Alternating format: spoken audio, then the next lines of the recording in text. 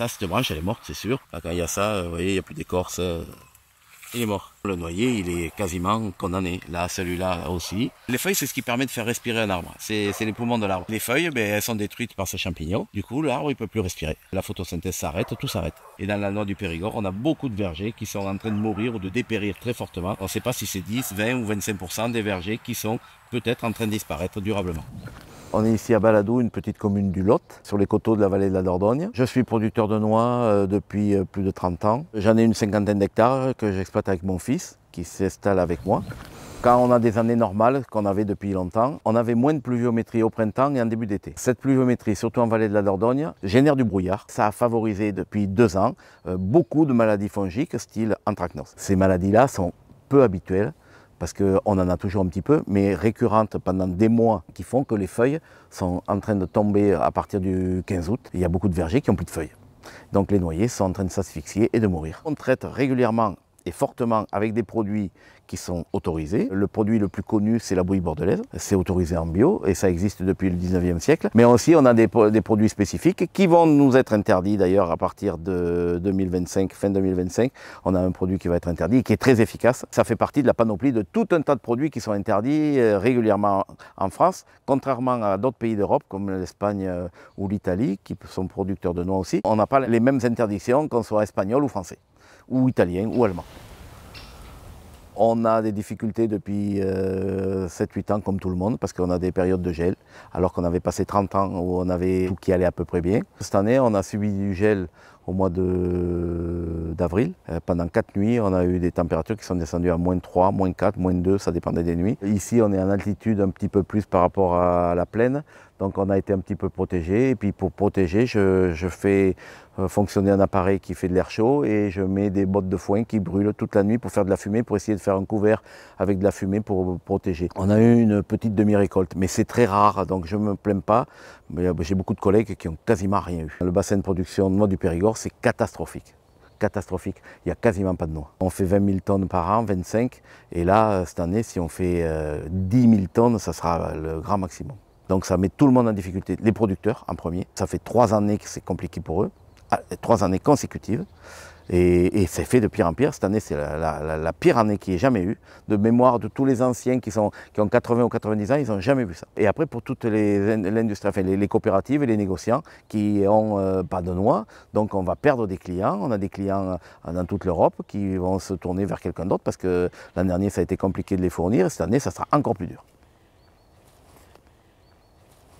C'est dommage qu'on ne produise plus à cause du gel et de l'excès de pluie, parce que c'est un aliment bonne santé, en AOP, la noix du Périgord. Elle est reconnue maintenant un petit peu partout en France. Nos concurrents et amis de l'Isère qui eux produisent la noix de Grenoble. On a même des Espagnols qui nous ont dit qu'il y a des médecins qui préconisent de prendre des noix tous les jours pour les problèmes cardiaques.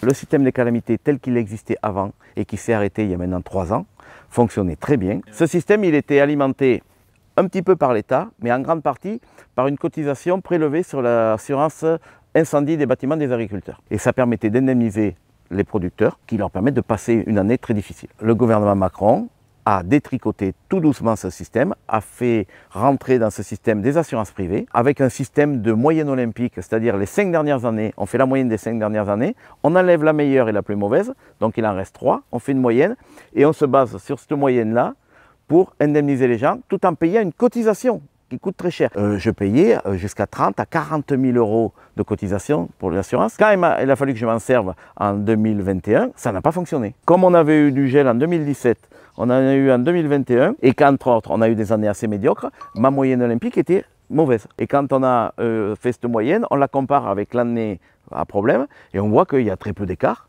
Et du coup, l'assurance ne fonctionne pas. Là, on a 2 ans à la suite catastrophiques, et là, le système des calamités, il va être très déficient. L'État se désengage de plus en plus. Donc si on attend que l'État vienne nous sauver chaque fois qu'on a un problème, maintenant on en a régulièrement, on sait que non. Donc là, la recherche variétale, ça fait partie des solutions. Et la recherche variétale, on a toujours axé sur avoir des variétés qui commencent à pousser au printemps le plus tard possible. Ça s'appelle le débourrement. Le débourrement le plus tardif permet de se mettre à l'abri du gel de printemps. Il faut savoir que pour créer une variété en noyer, il faut environ 25 ans. Et on n'est pas sûr d'y arriver au premier coup, donc on a des milliers de clones. La plus grande réserve de clones d'ailleurs au monde, elle est basée à Creil justement. On a des noyers du monde entier qui sont là, ça nous fait une réserve génétique qui est extraordinaire. On tape là-dedans, on fait des croisements, on obtient des noyers et on les observe pendant des dizaines d'années pour savoir s'ils sont adaptés ou pas.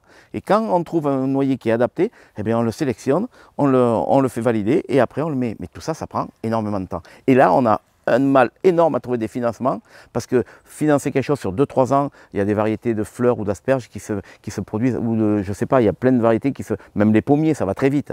Et nous, les noyers, c'est la variété la plus longue en arboriculture pour faire de la sélection variétale. Donc on a créé la Fer Nord, la Fer Net, la Fer Ouette, la Fer Belle, etc. Tout un tas de variétés nouvelles. La plus adaptée, c'est la Fer Nord, qui s'avère être assez fragile par rapport aux maladies fongiques, qui n'était pas prévue quand on a créé cette variété. Et qui est une variété qui débourre tardivement. Et cette variété Fer Nord, elle est bien. Elle commence à être plantée en France beaucoup, elle est de bonne qualité, elle est très recherchée. Les pays d'Europe de l'Est aussi en plantent pas mal. Mais pour le moment, elle ne se rend pas en AOP. Parce que l'AOP, il faut une antériorité. Donc pour le moment, la variété majeure qu'on a dans l'AOP, c'est la Franquette. La Fer Nord, j'espère qu'elle va y rentrer. Mais après, les autres variétés mettront quand même longtemps. Après, il faut que dans la tête des gens, on ait l'envie de planter une nouvelle variété avec les risques qu'on leur explique aux producteurs. Ça sera une variété qui est formidable. Tant qu'on n'en a pas vu chez les voisins, on est un peu méfiant.